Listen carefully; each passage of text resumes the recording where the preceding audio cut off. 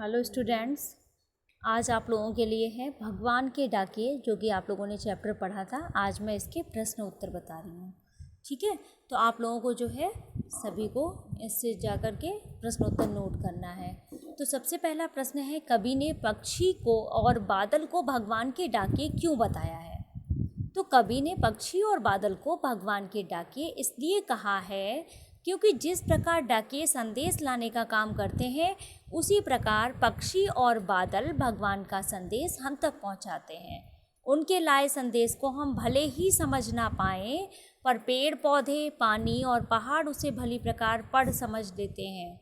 जिस तरह बादल और पक्षी दूसरे देश में जाकर भी भेदभाव नहीं करते, उसी तरह हमें भी आचरण करना चाहिए। अगला प्रश्न है, पक्षी और बादल द्वारा लाई गई चिट्ठियों को कौन कौन पढ़ पाते हैं? सोच कर लिखिए। तो पक्षी व बादल द्वारा लाई गई चिट्ठियों को पेड़ पौधे, पानी और पहाड़ पढ़ पाते हैं। ठीक है बच्चों, तो आप लोगों को बहुत ही साफ हैंड राइटिंग में इसको लिखना है और समझना है। किन पंक्तियों का भाव है ये?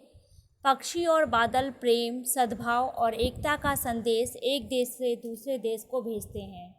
प्रकृति देश देश में भेदभाव नहीं करती, एक देश से उठा बादल दूसरे देश में बरस जाता है। तो पहला जो का नंबर का है, पक्षी और बादल, तो ये भगवान के डाकिए हैं जो एक महादेश से दूसरे महादेश को जाते हैं। हम तो समझ नहीं पाते हैं, मगर उनकी लाई चिट्ठियाँ पेड़ पौधे, पानी और पहाड़ बाँचते हैं। ठीक है, और जो खा नंबर है, प्रकृति देश देश में भेदभाव नहीं करती, एक देश से उठा बादल दूसरे देश में बरस जाता है। तो हम तो केवल यहाँ आंकते हैं कि एक देश की धरती दूसरे देश को सुगंध भेजती है और वह सौरभ हवा में तैरते हुए पक्षी की पंखों पर तैरता है, और एक देश का भाव दूसरे देश में पानी भरकर गिर जाता है। इसी तरीके से अगला प्रश्न है, पक्षी और बादल की चिट्ठियों में पेड़ पौधे, पानी और पहाड़ क्या पढ़ पाते हैं? तो कवि का कहना है कि पक्षी और बादल भगवान के डाकिए हैं। जिस प्रकार डाकिए संदेश लाने का काम करते हैं, उसी प्रकार पक्षी और बादल भगवान का संदेश लाने का काम करते हैं। पक्षी और बादल की चिट्ठियों में पेड़ पौधे, पानी और पहाड़ भगवान के भेजे एकता और सद्भावना के संदेश को पढ़ पाते हैं। इस पर अमल करती नदियाँ समान भाव से सभी लोगों में अपने पानी को बांटती हैं। पहाड़ भी समान रूप से सबके साथ खड़ा होता है। पेड़ पौधे समान भाव से अपने फल, फूल व सुगंध को बांटते हैं और ये कभी भी भेदभाव नहीं करते हैं। अगला प्रश्न है, एक देश की धरती दूसरे देश को सुगंध भेजती है, कथन का भाव स्पष्ट कीजिए। तो एक देश की धरती अपने सुगंध व प्यार को पक्षियों के माध्यम से दूसरे देश को भेजकर सद्भावना का संदेश भेजती है। धरती अपनी भूमि में उगने वाले फूलों की सुगंध को हवा से, पानी को बादलों के रूप में भेजती है। हवा में पक्षियों के पंखों पर प्रेम, प्यार की सुगंध तैरकर दूसरे देश तक पहुंच जाती है। इस प्रकार एक देश की धरती दूसरे देश को सुगंध भेजती है। अगला प्रश्न है, पक्षी और बादल की चिट्ठियों के आदान प्रदान को आप किस दृष्टि से देख सकते हैं? तो पक्षी और बादल की चिट्ठियों के आदान प्रदान को हम प्रेम, सौहार्द और आपसी सद्भाव की दृष्टि से देख सकते हैं। यह हमें यही संदेश देते हैं। आज विश्व में कहीं भी संवाद भेजने और पाने का एक बड़ा साधन इंटरनेट है। पक्षी और बादल की चिट्ठियों की तुलना इंटरनेट से करते हुए 10 पंक्तियाँ लिखिए।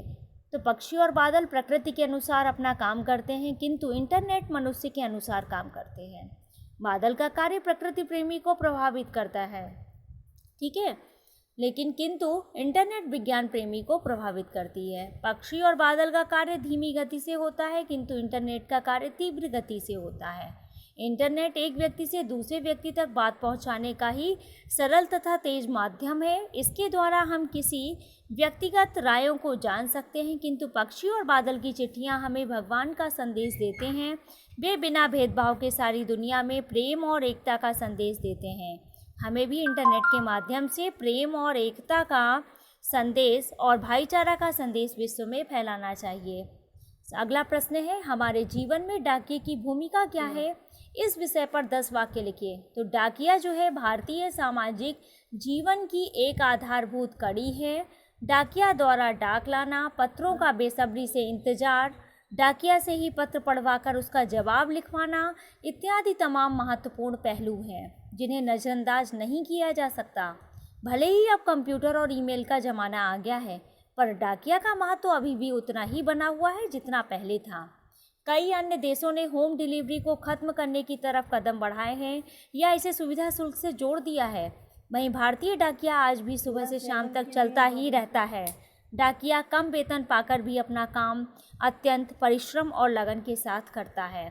गर्मी, जाड़ा और बरसात का सामना करते हुए वह समाज की सेवा करता है।